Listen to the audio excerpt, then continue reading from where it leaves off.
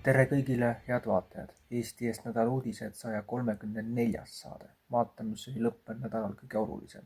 Benjamin Netanyahu teatas, et USA sõjavägi siseneb Iraani rikastatud uraani ära viima. Ta väidab, et Donald Trump ütles talle otsesõnu: ma tahan sinna minna.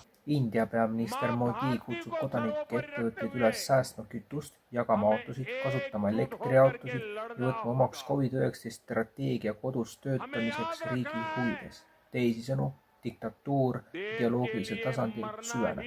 President Trump Fox Newsile: ma kaalun Project Freedomi uuendamist, aga see oleks vaid üks väike osa suuremast sõjalisest operatsioonist. Lühidalt, sõda võib taas alata, hinnanguliselt järgmise nädala jooksul. Zelenski endine pressisekretär ütles, et ta kiidab rahapesuskeemid isiklikult heaks. Zelenski kiidab rahapesuskeemid isiklikult heaks, ütles Julia Mendel Tucker Carlsoni antud intervjuus. Ta kirjeldas lahkuvat Ukraina presidenti ka kui ühte suurimat takistust rahu teel. Ta kirjeldas teda kui emotsionaalselt kontrollimatut ja hullu näitlejat ning kõik, mida ta ütleb, on reaalsusest irdunud ja täielik vale. USA president Trump ajakirjanikule: ma ei mõtle ameeriklaste rahalisele olukorrale, ma ei mõtle kellelegi. Kuulsite, jah? Trump mõtleb ainult iseendale. Hollandi meeleavaldajad süüdsid Loosdrechtis uue varjupaigakeskuse põlema ja takistavad tuletõrjujatel piirkonda jõudmist. Hiina president Xi Jinping kutsub president Trumpiga peetud kõnelustel üles tugevdama suhteid Ameerika Ühendriikidega. Ning Kuubat on tabanud täielik energiakriis.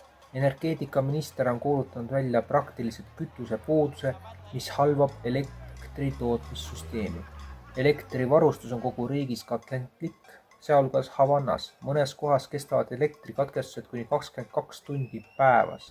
Pealinna mõned piirkonnad saavad elektrit vaid 2–4 tundi päevas. Elektrikatkestuse ajal on puhkenud protestid. Inimesed lähevad pärast pikki elektrikatkestusi tänavatele, blokeerivad teid, põletavad prügi ja paugutavad potte. Milline on Eesti tulevik, seda me näeme ilmselt, kui mitte sel talvel, mis nüüd 7 kuu pärast aset leiab, siis hiljemalt järgmine aasta. Eesti eest portaal saab olla tsensuurivaba ja täiesti sõltumatu, ainult kui toetate meid pisikese toetusega. Toeta eestieest.com-i, Mihkel Johannes Paimla, EE 40 77 00 77 10 08 49 65 47, märksõna ülekanne. Ülekande tegemise võimalused näha nii saate jooksvates tiitrites kui ka päris lõpus. Aitäh, et olete meie saadet vaadanud ja toetanud ja me kohtume teiega veel ka järgmine nädal. Edasise kohta aeg näitab, milliseks meie elu kujuneb. Kõike head ja kohtumiseni!